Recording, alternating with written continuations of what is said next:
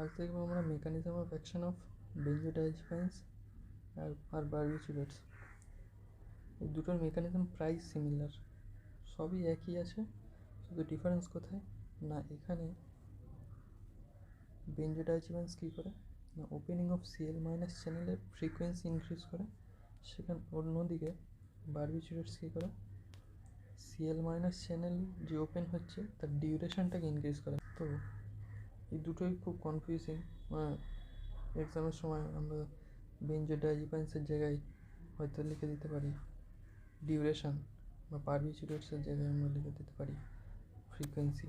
তো এই দুটো খুবই কনফিউজিং, সেটাকে মনে রাখার জন্য কী করতে হবে, একটা জিনিস দেখতে হবে যে এখানে বেঞ্জোডাইজিপাইনসের মধ্যে কটা ই আছে, তিনটে ই আছে, একটা দুটো তিনটে। বারবিচুরেটসের মধ্যে একটা ই আছে, তাহলে এখানে দেখতে পাচ্ছি তিনটে ই আছে, বারবিচুরেটসের মধ্যে একটা ই আছে, তাহলে নেট কার মধ্যে বেশি দেখতে পাবো আমরা, এর মধ্যে বেঞ্জোডাইজিপাইনসের মধ্যে দুটো ই আছে, ঠিক আছে।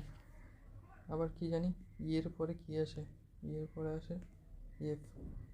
এবার এই এফ থেকে আমরা মনে রাখবো ফ্রিকোয়েন্সি।